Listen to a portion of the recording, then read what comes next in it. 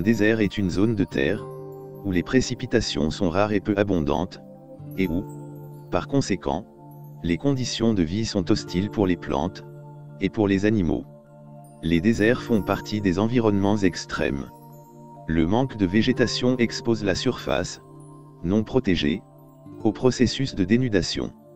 Les zones semi-arides et arides couvrent environ un tiers de la surface de la Terre.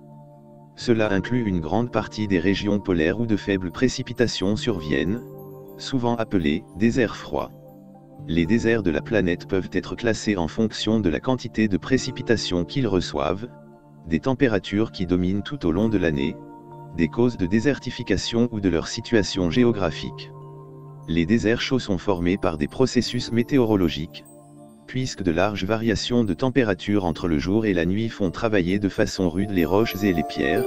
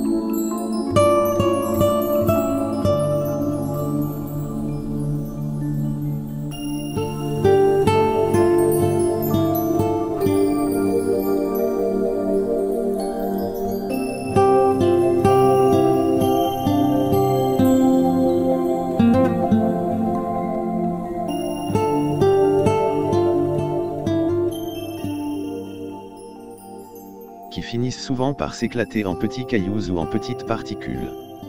Bien que la pluie se produise très rarement dans les déserts, il peut y avoir des averses occasionnelles qui peuvent résulter en inondations soudaines, flash floods en anglais. La pluie tombant sur des pierres excessivement chauffées en journée, peut les faire briser en petits fragments et en gravats qui jonchent le sol désertique, qui sera ensuite érodé par le vent. Le vent emporte les fines particules de sable et de poussière et les maintient en suspension dans l'atmosphère, ce qui peut éventuellement causer des tempêtes de sable lorsque le vent souffle plus fort. L'ardeur extrême de l'atmosphère des déserts chauds favorise aussi grandement le transport de ces particules fines.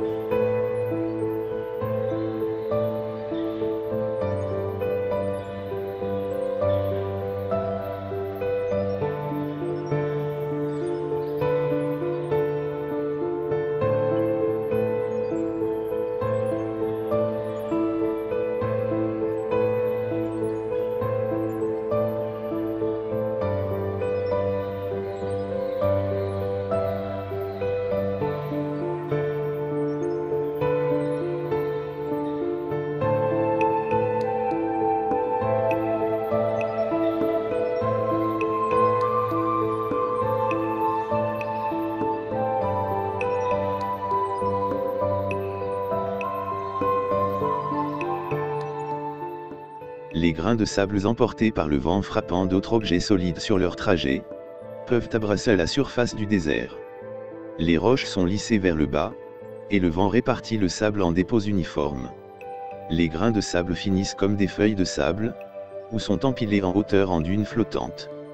D'autres déserts sont plats, des plaines caillouteuses où tous les petits fragments de cailloux ont été emportés par le vent et la surface du désert consiste à présent en une mosaïque de pierres très lisses. Il existe une très grande variété de paysages désertiques contrairement à ce qu'on l'on pourrait penser. Au-delà de son sens primitif d'endroits vastes et avec très peu d'habitants, Le mot désert désigne également actuellement quelques réalités proches. Le mot désert désignait en ancien français non pas des étendues vides de végétation, mais toute vaste zone inhabitée et non cultivée par l'homme, en particulier les forêts profondes qui abritaient par exemple des moines ermites qui allaient au désert, pour y vivre en méditation.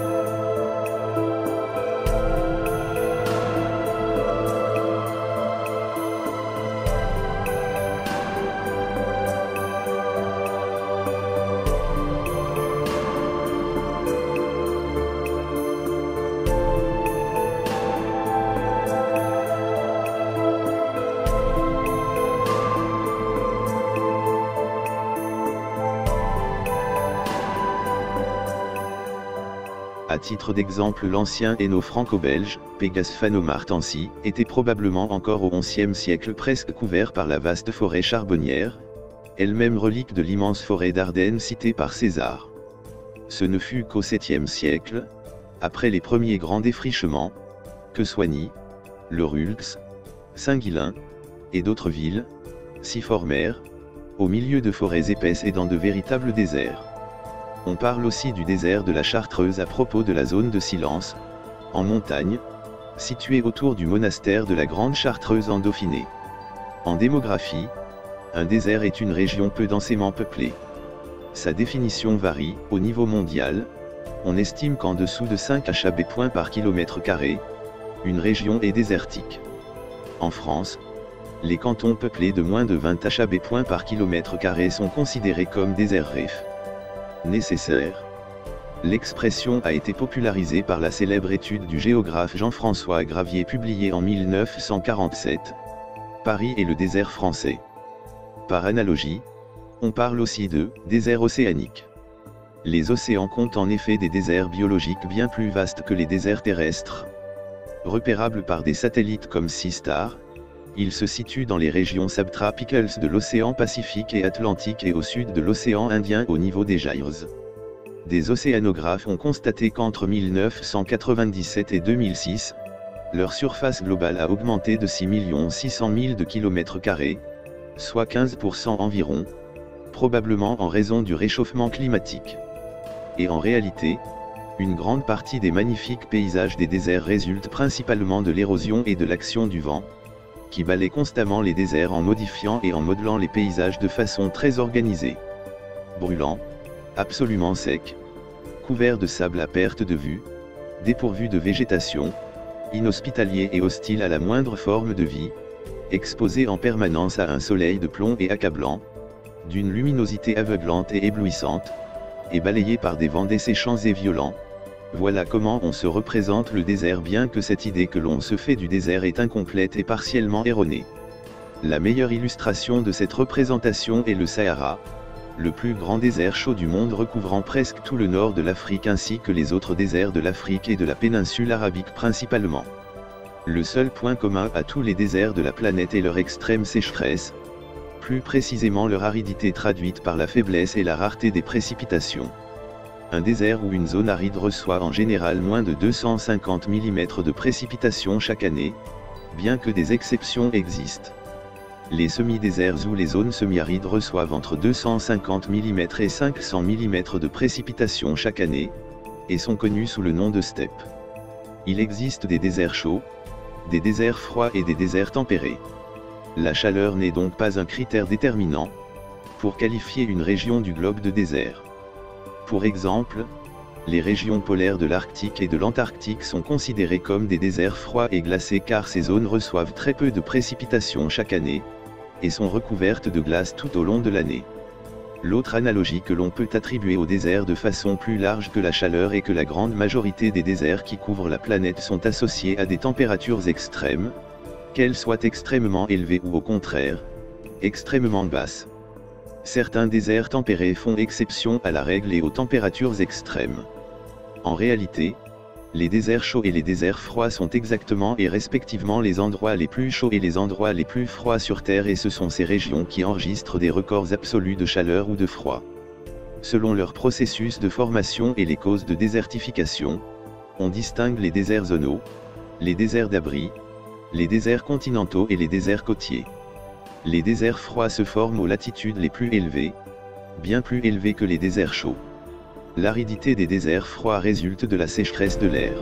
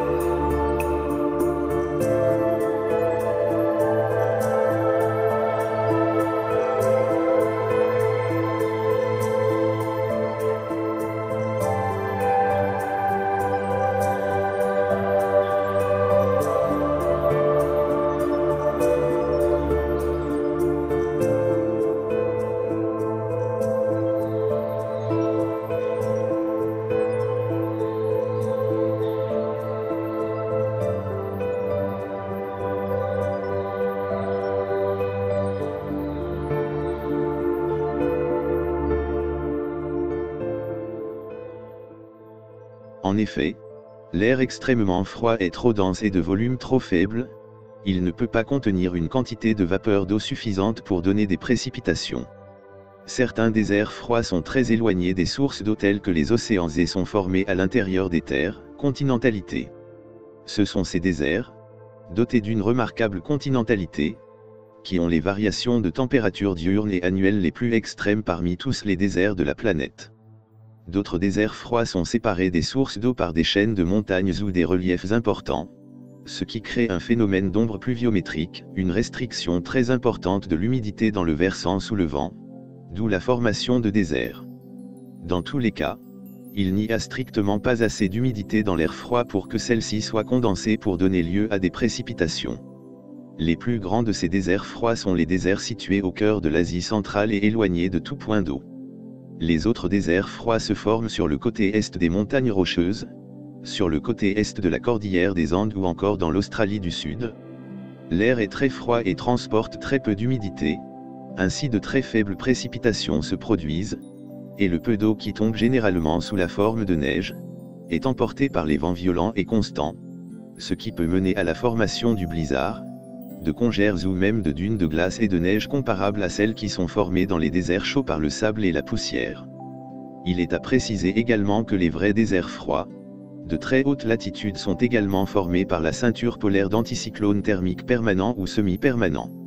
Ces anticyclones sont caractérisés par une vaste zone de haute pression, où l'air suit un mouvement de descendance, de subsidence.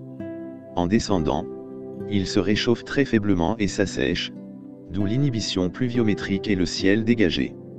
Ces anticyclones thermiques polaires ne persistent pas en altitude et ont une maigre épaisseur étant donné que l'air froid, dense et lourd tend à se compresser vers le sol et que l'air chaud, dilaté et léger tend plutôt à se détendre vers l'espace. En Antarctique, par exemple, les précipitations annuelles sont autour de 150 mm, voire 50 mm dans le plateau central le plus continental, mais les péninsules reçoivent jusqu'à 10 fois la quantité de précipitations, qui tombent dans la partie la plus aride de l'Antarctique. Les déserts chauds sont pour la plupart des déserts subtropicaux ou tropicaux ainsi que des déserts zonaux. On retrouve ces déserts dans les latitudes subtropicales, plus communément appelées les latitudes des chevaux, entre 30 degrés et 35 degrés nord et sud. Ces latitudes sont associées avec une ceinture permanente ou semi-permanente d'anticyclones dynamiques subtropicaux, zones de haute pression, dynamiques car leur formation provient directement de la circulation atmosphérique elle-même. Ces anticyclones sont caractérisés par une immense zone d'air descendant, subsidence à grande échelle, qui se réchauffe et qui s'assèche au fur et à mesure que l'air est compressé contre le sol. Cette ceinture de haute pression que l'on retrouve dans les latitudes des chevaux, est appelée la crête subtropicale. L'air descendant est très sec car il a déjà perdu une grande partie de son humidité au-dessus des régions équatoriales sous la forme de nuages élevés et de pluies soutenues. Le Sahara est un désert chaud de ce type. Ces déserts sont également caractérisés par une grande continentalité, bien que les latitudes subtropicales et tropicales soient responsables d'un affaiblissement de la continentalité, d'où un climat thermique moins extrême que les déserts froids continentaux. Les anticyclones dynamiques responsables de la sécheresse permanente et de l'aridité des déserts chauds garantissent un ciel dégagé toute l'année ainsi qu'une remarquable inhibition pluviométrique. Les déserts chauds sont d'ailleurs des endroits très ensoleillés, d'où les records de chaleur absolue supérieurs à 50 degrés dans la grande partie. Les vents dominants des déserts chauds sont les alizés, des vents modérés qui soufflent constamment du nord-est dans l'hémisphère nord et du sud-est dans l'hémisphère sud depuis la crête subtropicale, zone de haute pression subtropicale, vers la zone de convergence intertropicale, zone de basse pression équatoriale. Les déserts chauds sont tellement surchauffés en été que ce très fort échauffement des basses couches de l'atmosphère peut résulter de petites dépressions thermiques de surface, et il s'ensuit que les hautes pressions subtropicales peuvent être reportées en altitude. Si les basses pressions thermiques sont suffisamment vigoureuses pour affaiblir les hautes pressions, il peut y avoir de fortes pluies dans ces déserts chauds sous la forme d'orages violents mais cela n'arrive quasiment pas car les hautes pressions dynamiques sont généralement stables et puissantes et se laissent rarement déborder par des petites dépressions. L'aridité des déserts chauds peut encore être accentuée par la continentalité, par l'ombre pluviométrique d'une chaîne de montagnes ou par les courants océaniques froids venant directement depuis les régions polaires, et qui longeant les côtes des continents en refroidissent de façon conséquente l'air du désert par les basses couches, ce qui cause une stabilisation encore plus grande de la masse d'air, et ce qui empêche donc l'air de s'élever, de grimper, de se refroidir, et de se condenser en nuages et en précipitations. Par exemple, le courant de Humboldt est responsable de l'aridité extrême du désert d'Atacama au Chili et au Pérou, le courant de Benguela est responsable de l'aridité exceptionnelle du désert du Namib en Namibie et en Afrique du Sud, le courant des Canaries est responsable de la grande aridité de la partie occidentale du Sahara. Ces déserts chauds côtiers sont de façon globale un peu plus frais mais plus secs que les autres déserts chauds non côtiers.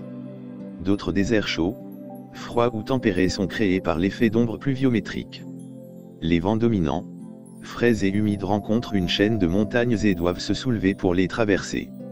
En s'élevant et en se soulevant, les masses d'air se refroidissent et s'humidifient, leur humidité relative augmente au fur et à mesure, ce qui cause la condensation, lors que l'humidité relative de l'air atteint 100% de l'humidité en excès, d'où la formation de nuages et précipitations soutenues sur le versant au vent. Lorsque les vents dominants sont arrivés au sommet du relief, déchargés d'une grande partie de leur humidité, perdue au cours de leur trajet, cet air est à présent sec. Ensuite, lorsque l'air redescend dans le versant sous le vent, l'air se réchauffe et s'assèche, son humidité relative diminue au fur et à mesure, le ciel est dégagé et le temps est sec, accompagné d'une grande inhibition pluviométrique. Le versant sous le vent est l'ombre pluviométrique, la zone sèche et aride, d'où la formation de déserts. Ces déserts sont appelés des déserts d'abri.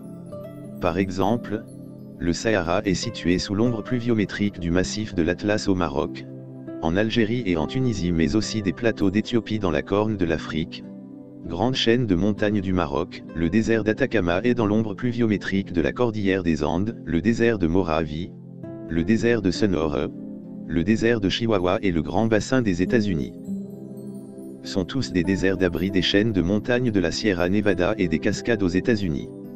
Plus généralement, les déserts sont accompagnés d'une stabilité atmosphérique exceptionnelle. C'est notamment cette atmosphère sèche, continentale et très stable qui déclenche rarement les précipitations normalement apportées par les dépressions, les perturbations et leurs fronts. On peut remarquer cette stabilité lors des quelques rares jours de ciel couvert, car le peu de nuages qui arrivent à se former au-dessus des déserts sont stables et n'apportent pas de pluie.